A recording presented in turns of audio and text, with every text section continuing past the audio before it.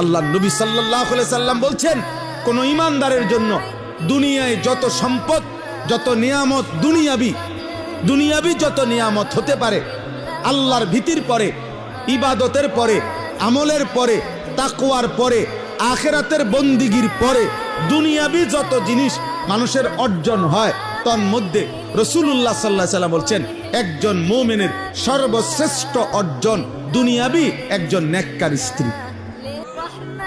হ্যাঁ, হাদিস, মাস্তাফাদাল মুমিন মিন বাদি তাকওয়াল্লাহ আল মারআতুস সালিহা।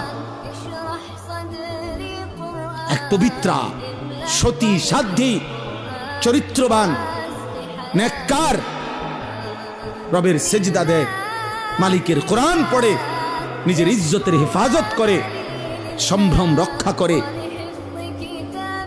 আব্রু রক্ষা করে, নিজের পর্দার গুরুত্ব দেয়। আল্লাহ নবী সাল্লাল্লাহু আলাইহি সাল্লাম বলেছেন, এটা কোন মানুষের দুনিয়ার শ্রেষ্ঠ অর্জন। দুনিয়াবি এই বাড়ি, গাড়ি, সম্পদ, অর্থ, বিত্ত, টাকা পয়সা, জায়গা, জমি, ক্ষমতা যা পাচ্ছে দুনিয়া, তার মধ্যে সর্বশ্রেষ্ঠ।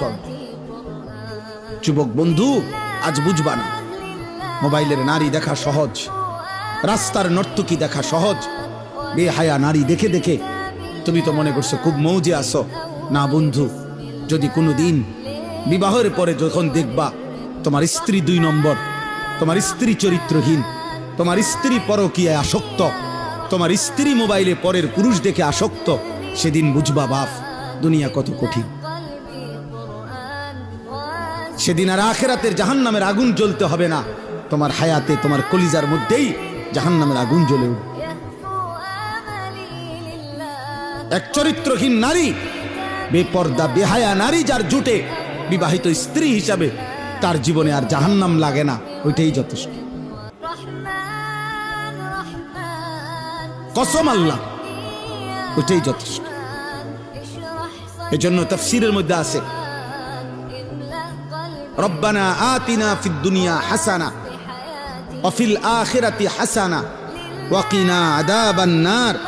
এই আয়াত আমরা সবাই পারি না, এই দোয়াইটা অধিকাংশ মুসলমান এই দোয়াইটা পারে। ইমাম সাহেবরা, ওলামায়েরা, ওয়াইজরা, আউলিয়ারা, সব শ্রেণীর মুসলমান নেককাররা বেশি বেশি এই দোয়াটা পড়ে, রব্বানা আতিনা ফিদ দুনিয়া হাসানা। আল্লাহ, দুনিয়ায় আমাকে যা হাসানা, যা পবিত্র, যা উত্তম তা দেন। পুরা দুনিয়া লাগবে না আমার, উত্তমটা দেন, হালালটা দেন। ওয়া ফিল আখিরাতি হাসানা, আখিরাতেও মাওলা আমারে যা উত্তম